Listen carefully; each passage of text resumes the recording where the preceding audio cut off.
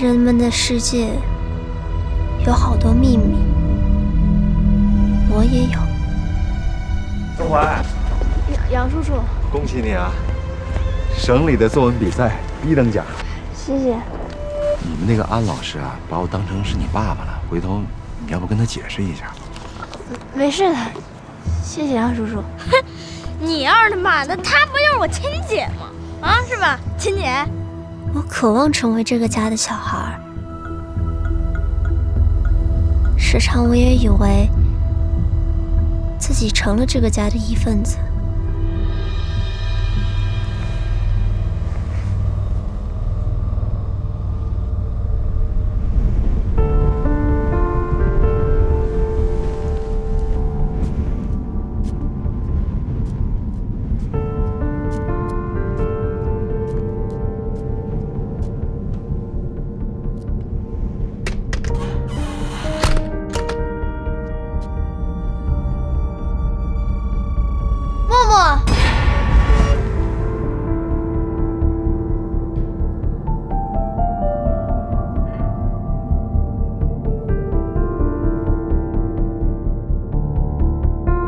可是有一天，默默消失了。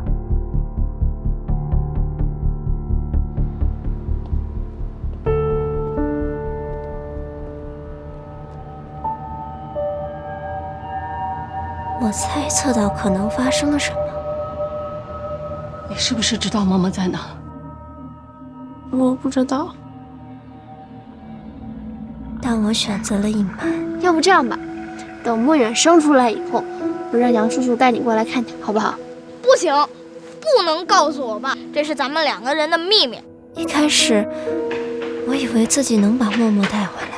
他想把墨远当作是给你的亲戚，他不让我告诉你。文怀，住在这家里的，真的只有你和你爸2个人吗？后来，你们这就是引狼入室。我开始后悔，看到他们那么伤心，那么绝望，我意识到了自己的自私。我差一点就让世界上最好的爸爸妈妈失去孩子。会不会默默根本就没有离开过单位？上周五呼噜丢的那天晚上，看到默默跟一个陌生男人在楼下谈话。那人长什么样啊？我只记得他穿着一件黑色的西服。请问有人在吗？杨叔叔，我想用自己的方式告诉他们事情的真相。张警官好像怀疑默默的失踪跟我爸有关。你为什么这么说啊？他之前问过我，他说我爸最近有没有什么反常的举动。我做错了，我给你道歉，我杨远，有水呢。我一定要拯救默默。没有我们，只有你。杨叔叔，杨叔叔，我爸的房间里面有打架的声音，但是房间反锁着呢。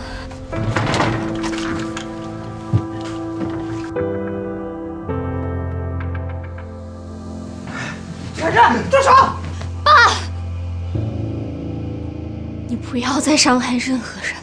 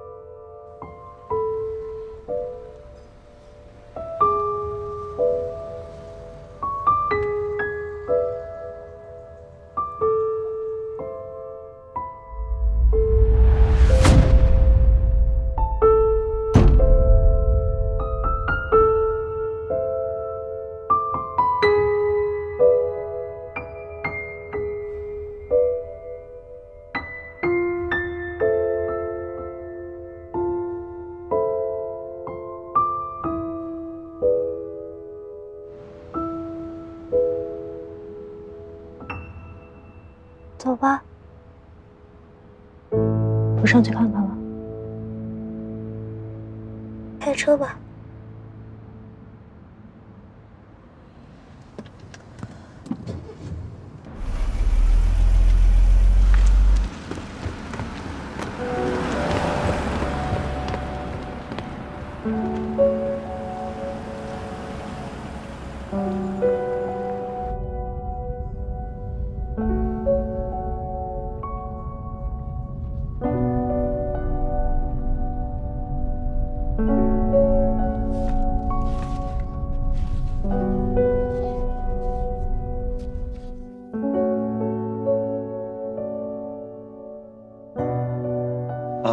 我姓杨，叫杨远，他叫杨默。你杨叔叔好，我叫许文怀。啊，文怀好。你知道先生有几颗吗？8颗。这个你之前跟我说过了，我有说过吗？哎，你不记得了？你这什么啊？说过的话都不记得？7秒记忆。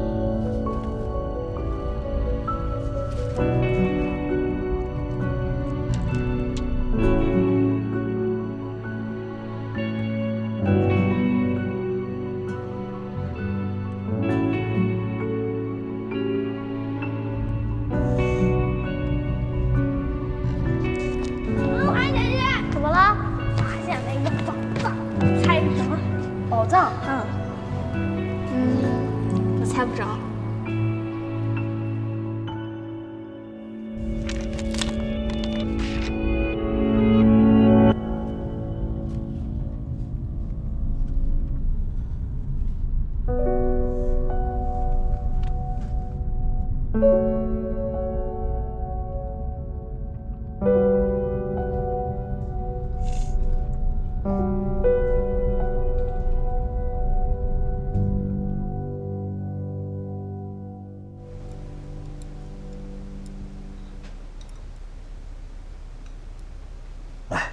多吃点。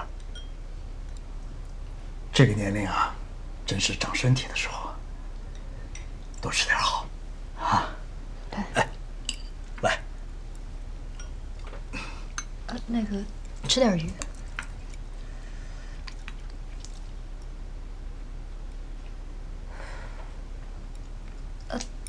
对了，杨怀，我把你那个房间给收拾出来了，你看要不要我再帮你跟学校请个假？不用了。好。哎，那个，别吵了。对，这样，我下楼整啊。哎。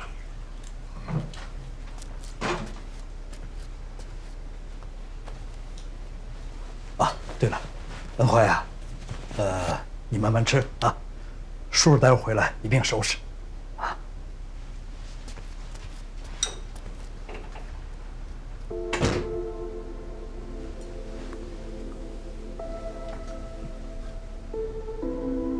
搬过来住，打扰你们了。怎么会呢？我会尽量安静一点，不会影响到你们生活的。不是，怀，如果我有什么做的不对的地方，你可以直接指出来。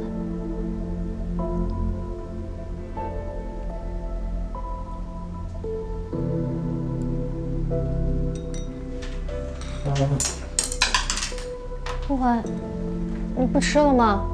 那个碗你放那儿就行了，一会儿我来洗。我自己来吧，习惯了。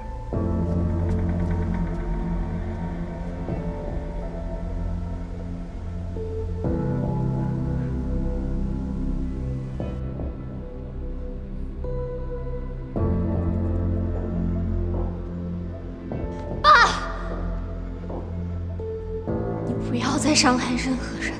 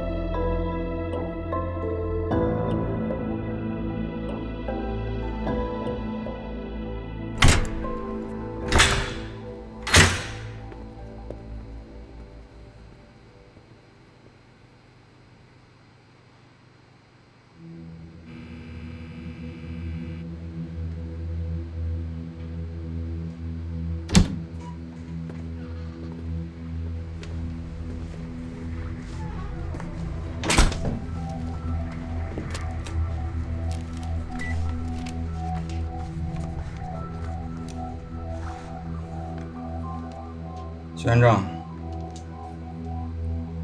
你离婚的事儿想聊一下吗？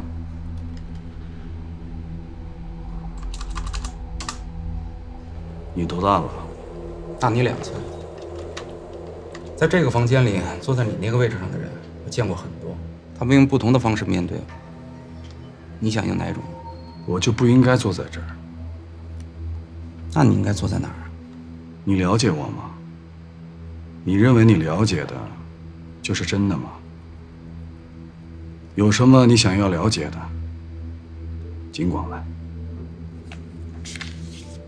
你知不知道许恩怀带杨默去北湖的事儿？如果我要知道的话，我一定会阻止这件事情的发生。哪件事儿啊？杨默失踪的事情啊。青兰园小区17号楼2单元301的情况，是我一字一句的问，还是你自己主动的说？有些事儿这么长时间了，想必你都想清楚了。301的租户，你之前认识吗？你好，请问有什么需要帮助的？这个上周6，他去我店里买过瓷砖，买了多少片31片。你没问他为什么要买瓷砖吗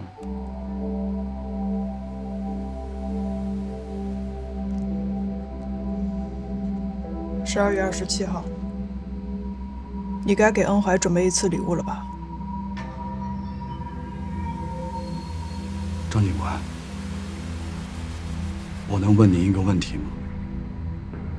我没有作案时间，第一次回到家，在房间里有没有找着孩子？您为什么会咬着我不放呢？是我哪里疏忽了吗？你在宁湾工地接到我们的电话，有几秒的迟疑，就凭这几秒钟？就是因为这几秒的迟疑，让我发现你身上更多的疑点。现在该我来提问了，你是什么时候觉着孩子会跑到301的？在宁湾工地接到你们电话的时候。所以你在家待了3个小时，你并没有休息，而是在清理现场。衣柜的收纳箱平时都放在什么位置？右侧。你拖干净了屋里的地，可是衣柜上的指纹，你为什么没有处理掉？我为什么要处理？我又没干什么。你没干什么。301的业主你认识吗？他之前找我帮他装修过。只有这些吗？不然呢？8月26号晚上你在哪儿？在家。谁的家？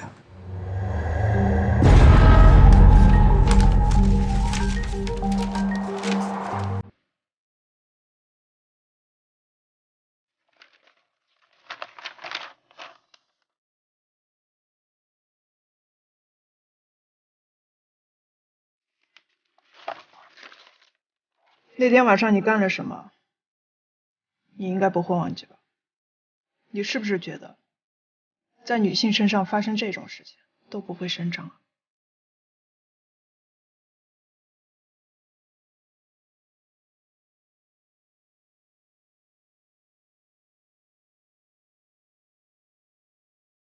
说实话，张警官，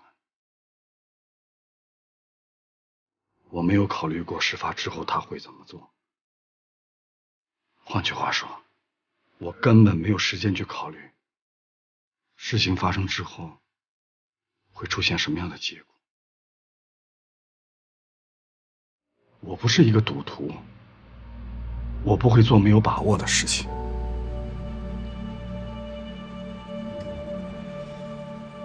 但是我那天进入了他房间之后，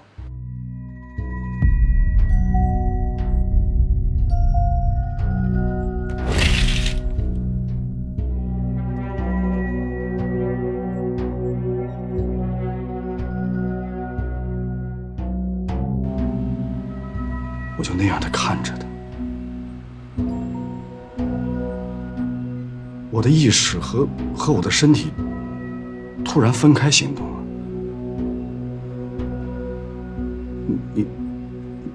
你们可以把我当成是一个入室行窃的盗贼。在我进入的房间里面，摆着一个上了锁的箱子，我一旦选择打开它，我就能得到财宝，获得无尽的财富。当然，我也可以选择视而不见，转身离开，就当从来没有来过。我的意识告诉我这么做很危险，可是我的身体……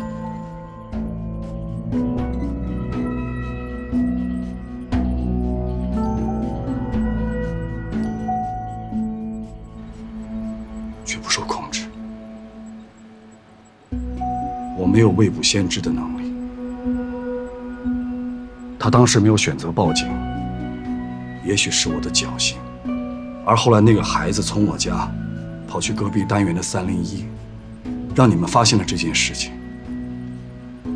这是我的报应。我知道，迟早会来的。那天晚上所发生的事情，我都会告诉你们。想要问什么，您尽管问，我一定配合。你做这些事的时候，一点都没有考虑过你女儿的感受吗？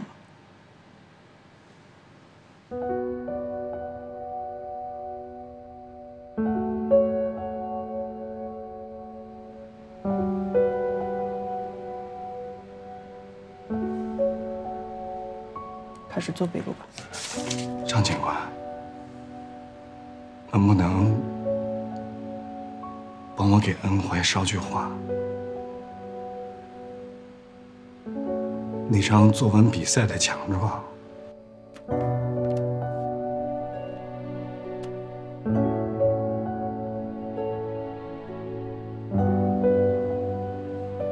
我看见了。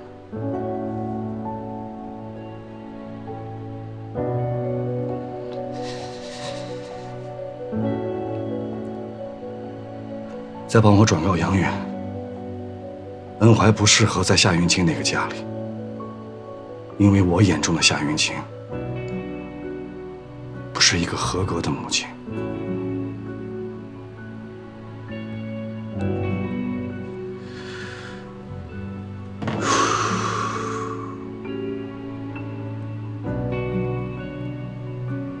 可以开始了。肺属金，肾属水，补肾益肺金水宝，带您进入正片内容。看什么呢？夏云清。我一直在想许安正说最后一句话到底什么意思。之前调查许安正的时候，我侧面了解过他跟夏云清家里情况。离婚前，许恩怀一直是由夏云清在带。那如果是这样的话，为什么离婚的时候夏云清不带走恩怀？跟夏云清当时的经济条件有关吧。离婚的时候，他什么都没要，后来还在外面租过一阵子房子。我问过法院那边，当时是询问过许恩怀自己的意愿。他怎么说？他说，跟谁都一样，他能照顾好自己。所以，法院就把孩子判给了许安正。至少从经济条件来看，许安正更符合要求。先别想了，去会议室。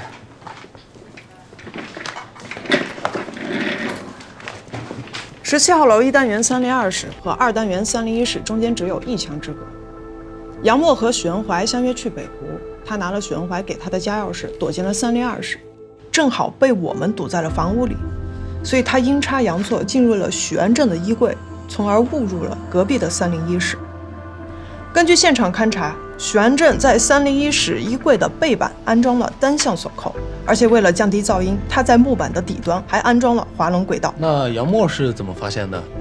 衣柜的挂衣间一侧叠放了4个收纳箱，剩下的空间不算宽裕，身体与活动木板的碰撞这是难以避免的，所以杨默是无意间蹭开了背板，从而发现了暗道。跟杨默确认过了？还没有。虽然杨默精神恢复的不错，但是表述的不够清楚，因为有很多细节他已经不记得。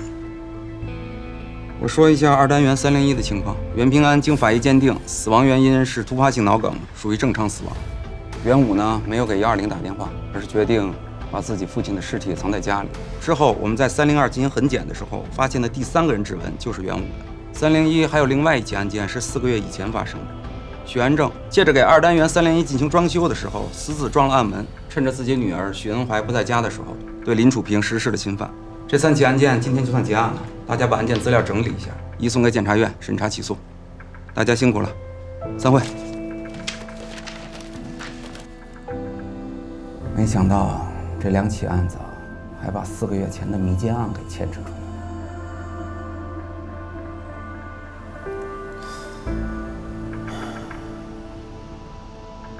陆队，我觉得301的袁武也挺奇怪的。我之前听杨远说，他还给杨默做过元烧蛋，还陪孩子一起看动画片。如果那天他做了错误的决定，事情就会发展成另外一种样子。是。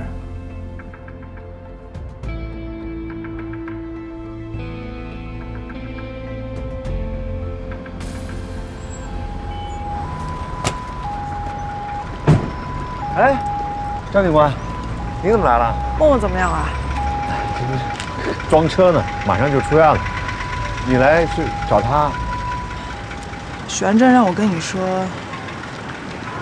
恩怀跟他妈妈在一起，他觉得不大合适。他觉得夏银清不是一个合格母亲。你了解夏银清的事儿吗？凭我的直觉，我看到的夏云清跟他口中的不是一个人。什么意思？我看到恩怀妈妈对恩怀确实有关心，但是母女之间还是有隔阂。玄振也知道，一直以来都是你在照顾恩怀，而且你们4个人的照片，我之前在恩怀的房间都看到了。看起来是我们在照顾恩怀，其实恩怀帮了我们更多。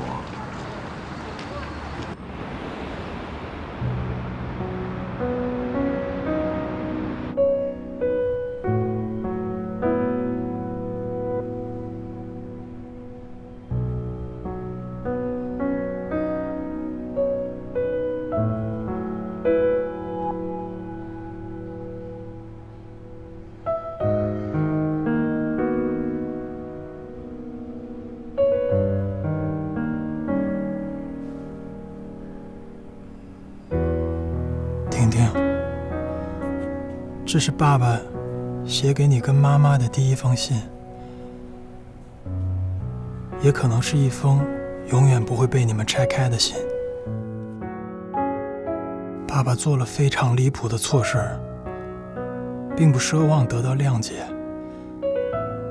但是我不能再选择逃避了。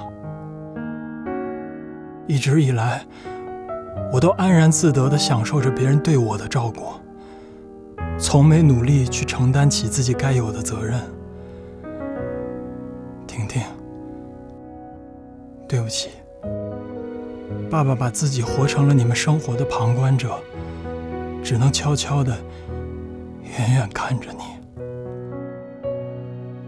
从今天起，希望爸爸做的每一件事都能对得起你爷爷给我起的名字。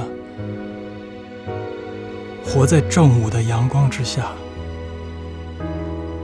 爸爸也期待你亭亭而立，能有自己的独立判断，会做出正确的选择。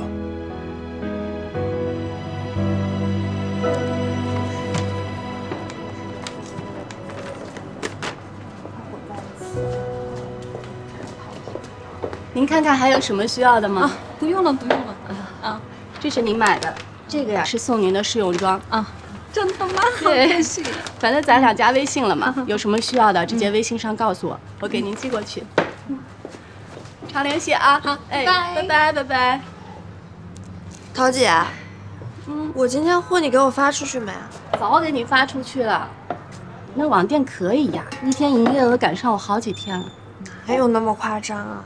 又不是天天这。小晴啊，你教教我做网店呗。你想学啊？对啊，你看我这实体店，这房租这么贵，我还得一天到晚在店里盯着。这要是在家有台电脑就能弄的话，我不也多点时间陪陪默默吗？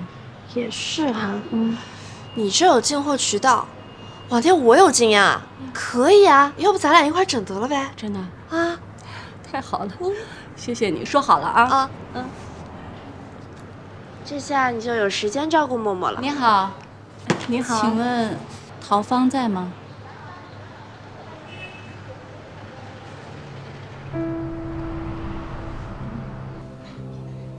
对不起啊，我去医院看孩子，但是你们已经出院了，真的很抱歉，袁武做这种错事。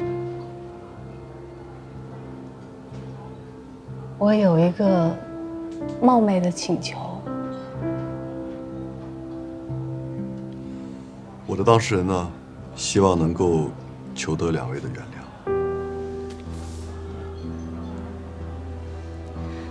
袁武，他从头到尾都没有想要伤害过孩子。他吧，成长环境比较特殊，从小到大，不管什么事儿，大事小事，全是他妈妈一个人做主。这跟我们有关系吗？那个人把我孩子绑在椅子上10几个小时，默默手都勒青了。要不是我们及时赶到，还不知道会发生什么。行了，不用再说了，洋洋，我们走。我女儿婷婷，她也在阜成小学。我知道我的请求很过分，对不起。袁武错的真的很离谱，对不起，抱歉伤害到孩子。我听说他之前还给孩子做过元烧蛋，可在那之前，他什么都不会做。这份请求书对我当事人的减刑是有帮助，但是他更希望的是能够求得你们的谅解。我女儿婷婷她还小，我就只想让她在长大成人之前，看到她爸爸重新做人。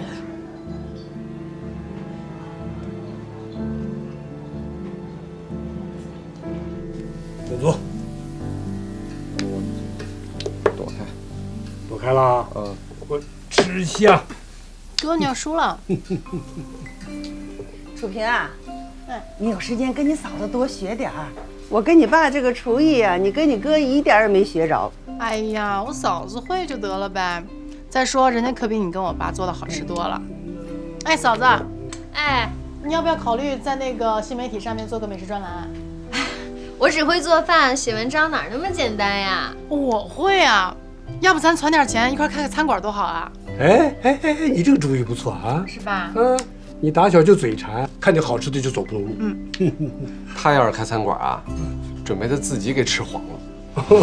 再说了，我也不想我老婆给别人做菜，是不是？你得了吧你，人家嫂子爱吃烤鱼，你什么时候让人家做过？就是。行了，先别瞎提了，饭都好了，快过来吃。待会儿下，反正我没说了啊。爸，就喝点酒吧。哎，好。楚平，清南园那个房子，让我想想吧。那个房子里面发生过那些事儿，不管是租还是卖，肯定都不好弄。有没有帮你？不用，我自己处理。走吧。你们也快过来。爸妈就多喝点啊。哎，这么风尚。快坐下。你们不是爱吃鱼吗？看你嫂子做的。别烫着了，放这。啊，闻着香味儿了吧？来，谢谢嫂子。干杯！谢谢啊！来，干杯！3个肉的，1个素的，拿个碗。3个荤的。拿。就这些是吧？对。少吃点肉，要吃蔬菜，吃肉有劲儿。谢谢啊，过去了。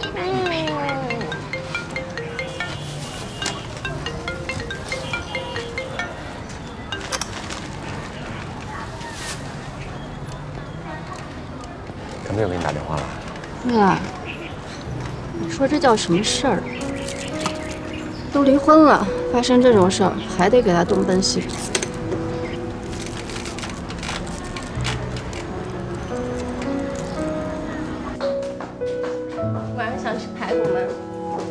怎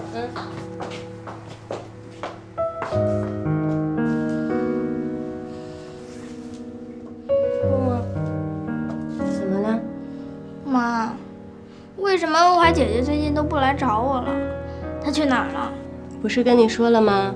恩怀姐姐搬去跟她妈妈一起住了。那她妈妈为什么不能搬过来跟她一起住呢？这样我就能天天找她玩了。你不是想看动画片吗？今天做完作业，咱们可以看一会儿。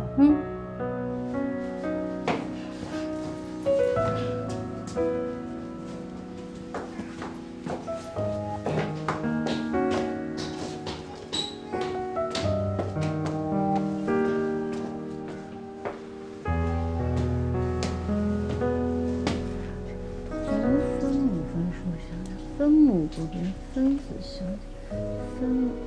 妈，你到底会不会呀？我这不正在看呢？半天了。这小学题现在也太难了，这是都教的什么呀？分子分母。要是恩怀姐姐在就好。妈，你能不能把恩怀姐姐叫回来？你再给妈妈一次机会，妈妈先算啊，等会儿啊。哦，放分子的和日句。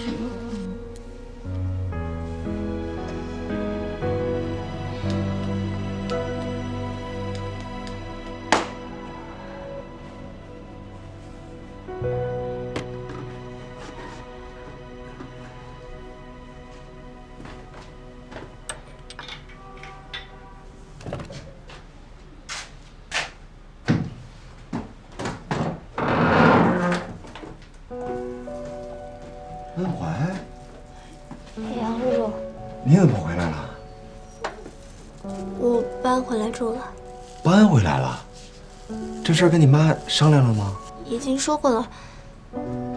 杨叔叔，对不起，我爸他们那是你爸的错，不怪你。哎，你要倒垃圾啊？来，给我吧，我去把垃圾给我吧。哎，你别跑！恩怀姐姐，恩怀姐姐。你可算回来了，我太想你了。恩怀，你怎么回来了？我搬回来住了。恩怀姐姐，你去我家做作业，妈妈太笨了，连题都不会做。你说什么？人家姐姐刚搬回来，肯定好多东西要整理呢。恩怀，你有什么要整理的没？我帮你。不用了，我都快收拾完了。行。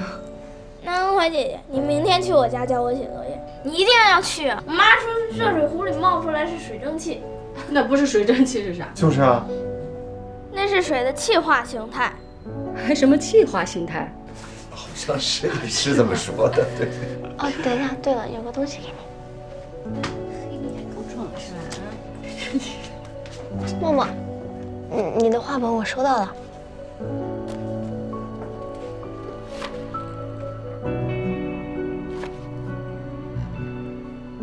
可是恩怀姐姐的生日已经过了呀，所以呢，姐姐给你买盒新画笔。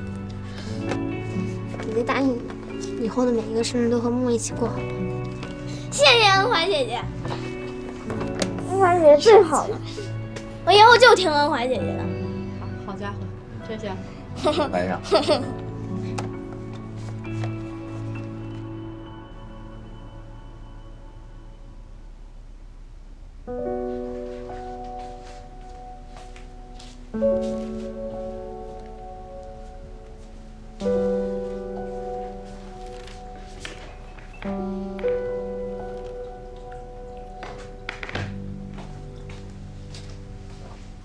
这一个人在这看啥呢？喝点水。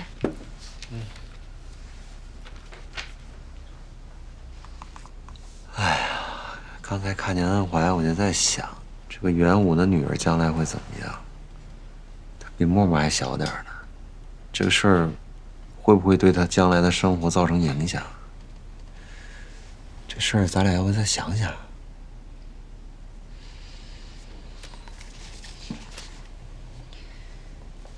元武，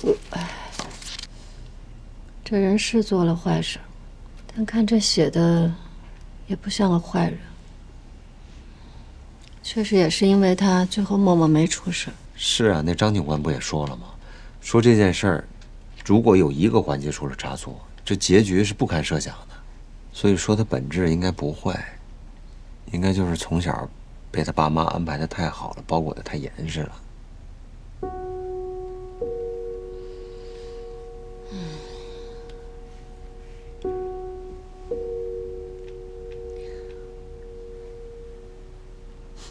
你是不是都想好了？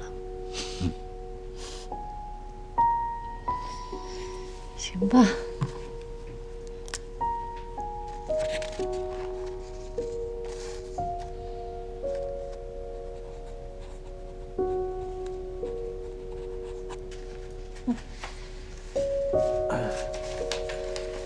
孩子的学业固然重要，心理健康和人格塑造也很重要。行，也算是对他女儿有个交代了。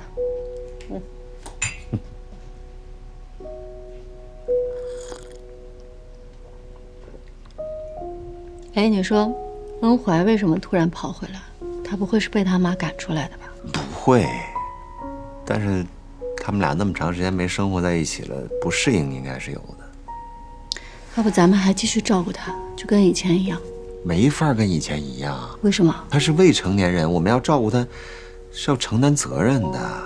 哎呀，你说咱们跟恩怀相处也有1年多了，对于他的成长环境，咱们一点都不了解。还是不够关心他。要是能找谁了解一下就好了。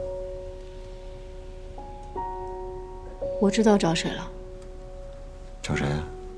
哎，我可不是背后说人闲话，我就是觉得，恩怀这孩子确实不适合跟着他妈，要是能跟着你们俩，那当然好了。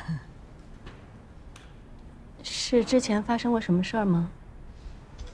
嗨，这个青南园小区我也住了10好几年了，你们也是后搬来的，他们家有好多情况你们都不知道。你比如说像小夏，他对待孩子哭闹的事情就挺奇怪的。就拿恩怀1岁那年说吧，那个时候小区啊旁边是块空地，就是现在的农贸市场。哎呦，那工地上啊，整天那个挖掘机呀、钻土的声啊是响个不停。可是只要恩怀一哭，这小夏呀抱着孩子就往楼下跑，就往那儿去呀。开始我还不明白是为什么，后来我有一次偷摸的跟着他，我一看，这孩子吧是大哭的表情哦，张着大嘴。可奇怪的是，恩怀的声音我一点听不到。这下我明白了，小夏他之所以这么做呀，他是不想听见恩怀的哭。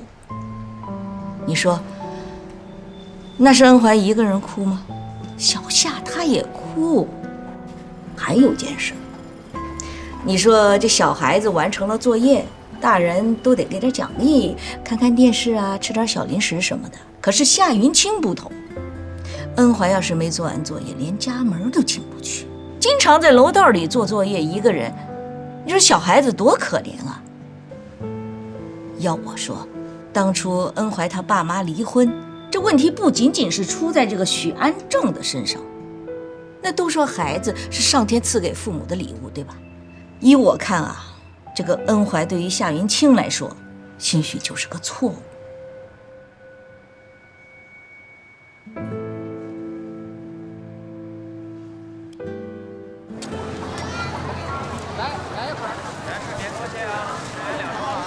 老板，试一下。谢谢啊。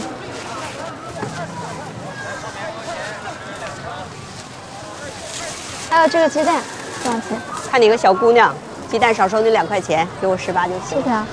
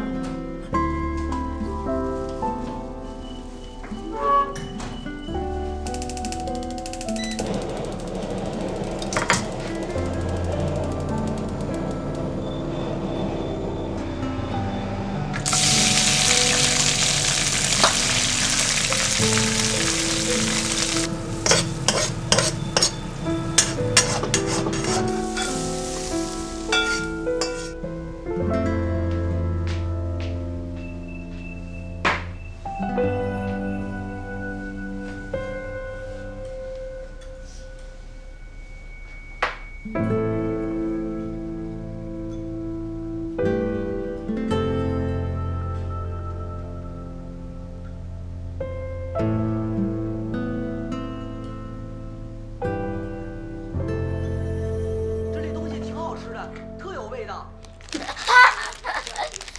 我的天哪！孩子没心没肺。你说这孩子跟孩子真是不一样啊。恩怀就心重多了。哎呀，我今天见完莫大姐之后啊，这心里一直就堵得慌。你说，咱们有没有可能收养恩怀？我还真上网查了，咱俩不符合条件。为什么呀？他有监护人，而且我们也有孩子。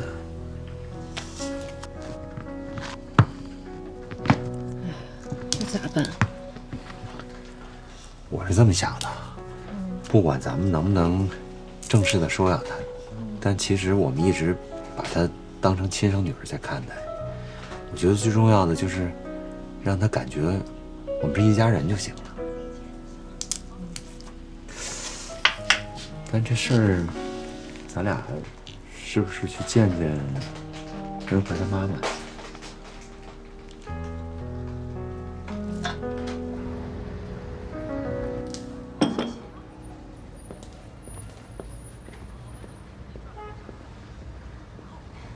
冒昧约您出来，希望不要介意啊。怎么会？其实我本来就这2天想约一下2位。约我吗？那个，恩怀跟我回到我自己现在的新家，始终有些不习惯。离学校也挺远的，他搬回青兰院，还得麻烦2位照顾一下。你的意思是？恩怀还小，我不可能让他单独住的。我也非常希望能好好照顾他，但是我的工作要求我经常出差，我留他一个人在那个家里实在不大方便。可是恩怀他才……我在的时候一定会尽量陪他，我也会搬回青兰园的。说到底还是我的错，我从来都不是一个称职的母亲。怀着他的时候，我状态就非常差，我甚至一度觉得这个孩子有可能是个错误。过去我只想着自己，从来没能好好照顾他。现在我努力想要弥补，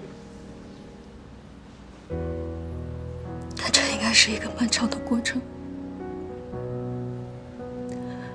我知道过去1年是恩怀少有的快乐时光，因为有2位，所以现在还想拜托2位。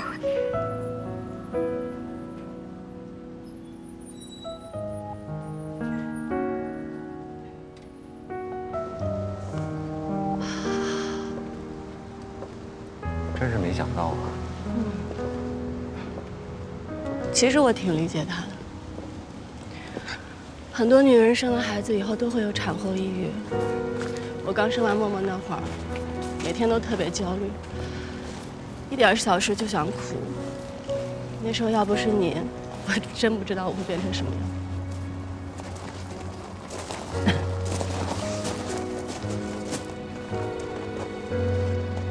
老公，谢谢你。谢谢你，老婆。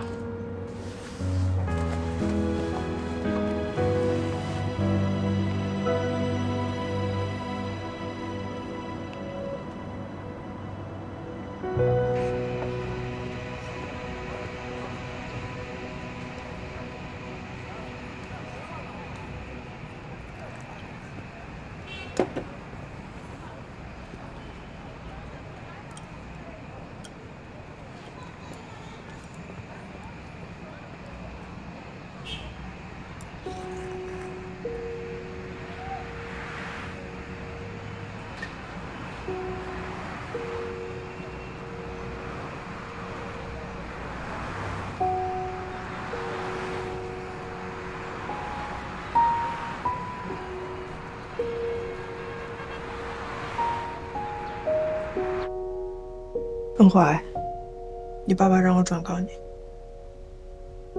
你的奖状他已经看到了。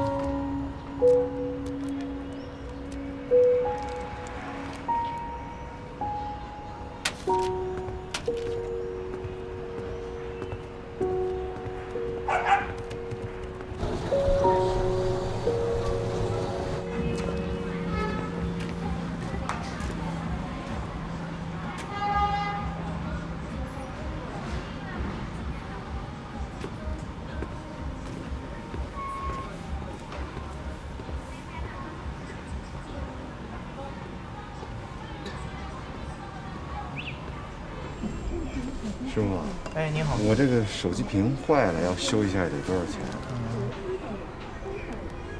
您这个手机现在最新有活动了呀。您这款手机要是现在在我们店里面回收的情况下，您可以参与咱们的砸金蛋的这个活动。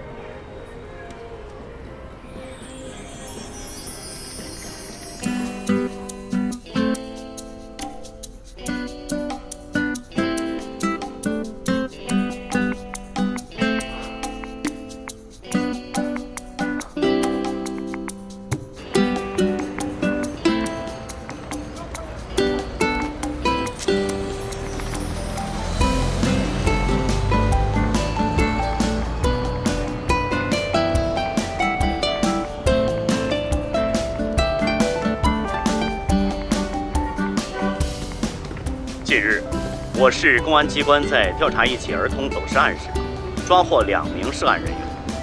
在案件侦破过程中，发现犯罪嫌疑人徐某正和袁某涉嫌绑架儿童，其中2人还涉嫌另2起犯罪。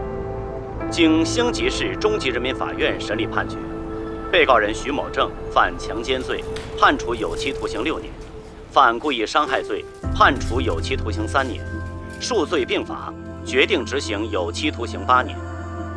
被告人袁某犯故意毁坏尸体罪，判处有期徒刑1年零3个月；犯故意伤害罪，判处有期徒刑10个月，数罪并罚，决定执行有期徒刑1年零10个月。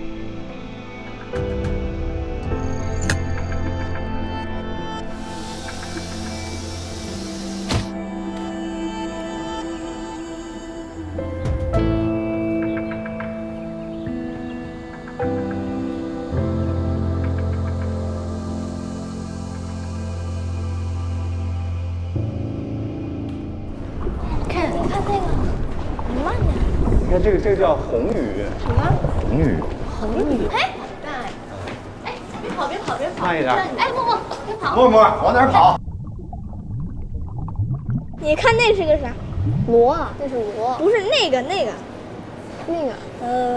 叫这只小丑鱼，最大的这只叫许恩怀，那只最小的叫小默默。恩怀，走，我们去看别的了。走了。爸，刚我给起名就那虾是你，虾是我，那个我怎么看着像虾了？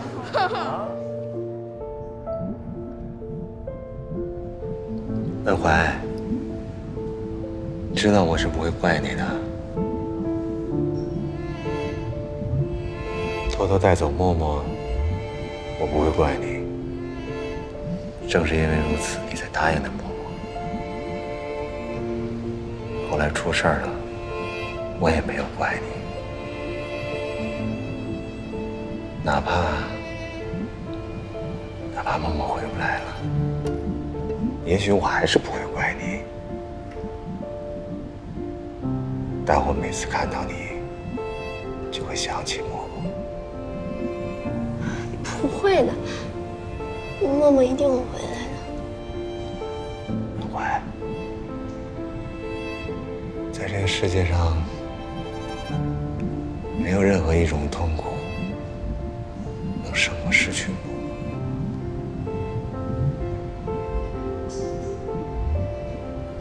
我失去了默默，也就失去了你。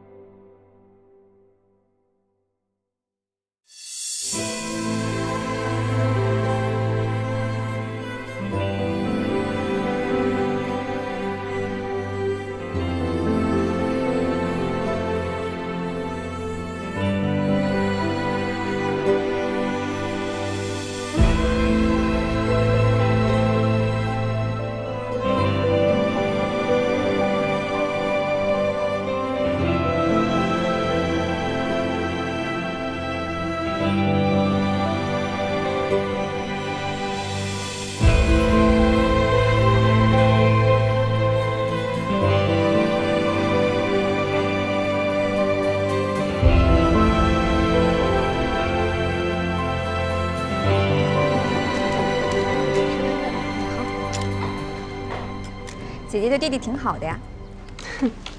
姐姐懂事多了。那弟弟还跟姐姐住一起吗？估计不行，我是大孩子了，男生跟男生住一屋，女生跟女生住一屋。莫言的小主人来了，花花，你看这谁来了？啊？走走走走，是莫远呀！好了，莫远，走，莫远。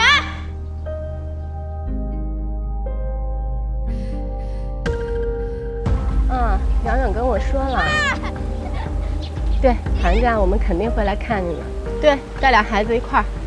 哎，好嘞，好嘞，哎，拜拜拜拜，跟爸妈说好了啊。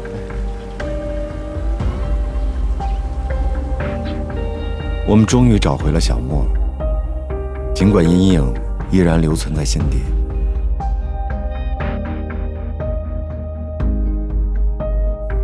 这个世界上没有完美的父母，也没有完美的孩子。